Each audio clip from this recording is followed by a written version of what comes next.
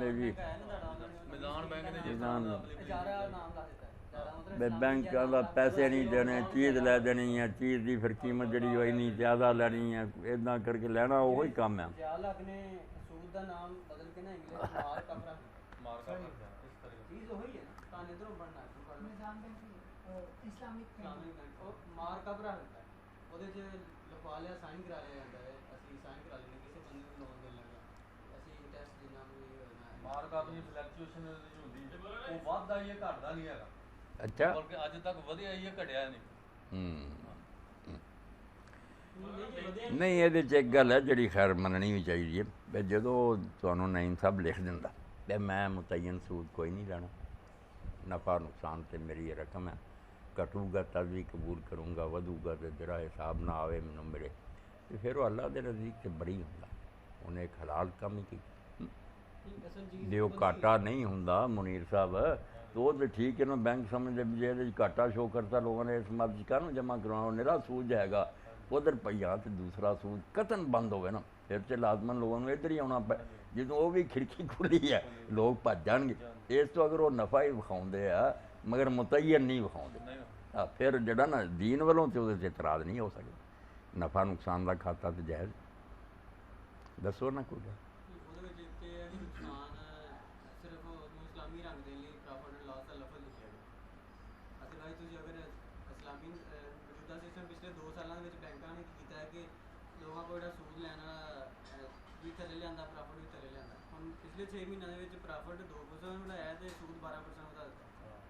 ये तुसी भुलते रहे हो। उस बंदे ने जो तुहाडे सामने साफ किया कि मैं मुतयन कोई नहीं लेना सूद ते लानत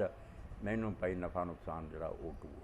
उन्हें साफ गल कही गल तो ठीक वह कहता कसूर तुसी विच बाद हेरा फेरियां करते जे आपे अल्लाह तुहानू फड़ू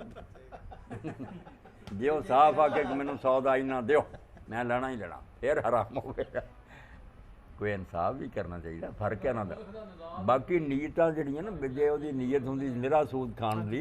तो दूजा खाता ज हैगा सी उन्हें जरूर ये आना भी अल्लाह सवाल आना वह दसदा तो है ना कुछ उन्होंने अल्लाह का ख्याल है बेहराम हलाल होंदा। ये मीज़ान बैंक वगैरह अगर कुछ करते ना निरे सूद तो इन्होंने कुछ थले लिया भावें 1% तो फिर भी इन्हों शाबाश देनी चाहिए कि इन्होंने तावन करना कुछ ना कोई सूद तो जान छुड़ाउण दा उन्हां दे दिलां 'च ख्याल है नहीं लिआंदा नहीं हैगा ਉਹਦਾ ਸਾਨੂੰ ਨਾਂ ਨੂੰ ਹੀ ਚੇਂਜ ਕੀਤਾ ਲਿਆਂਦੇ ਕਿੱਥੇ ਨੇ है ਹੁਣ ਇਹ ਤਾਂ ਤੁਸੀਂ ਜਾਣਦੇ ਜੇ ਨਾ ਵੀ ਕੀ ਸਿਲਸਿਲਾ ਹੈ ਮਸਲੇ ਦੀ ਗੱਲ ਤੇ ਹੀ ਕਸਟਮਰ ਕੋਲ ਜਿਹੜਾ ਬੰਦਾ ਮੌਜੂਦਾ ਹੈ ਨਾ ਜਿਹੜਾ ਕੋਈ ਨਾ ਟੀਡੀ ਲਵਾਉਣ ਹੈ ਜੋ ਉਹਦੇ ਖਾਤੇ ਵਿੱਚ ਇੱਥੋਂ ਕੱਟ ਲੈਂਦੇ ਉਹ ਦੂਸਰੇ ਜਿਹੜੇ ਬੈਂਕ ਨੇ ਕੋਈ ਨਵੇਂ ਜਿਹੜੇ ਖੁੱਲੇ ਨੇ ਉਹ ਅਗਲੇ ਦੇ ਖਾਤੇ 'ਚ ਕੱਟਦੇ ਨੇ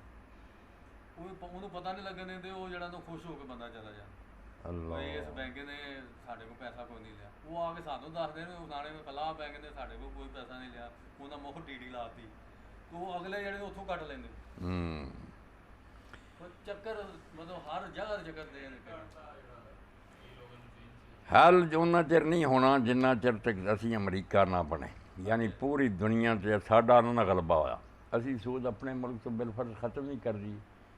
बाकी दुनिया ने जो लैन देन कौन साड़ी गल बन फिर सूद देना पऊ ये तो जिमें हजूर में इकतदार हासिल हो गया तो आपने नजरान दे ईसाइयां तक न पाबंद करता तो होर जो मर्जी कुफर करे सूद नहीं चलन देना सूद जड़ा है दीनी मसला नहीं ये मुआशरे का खून नचोड़न वाली गल है इंसानियत नाल जुल्म है ये बंद है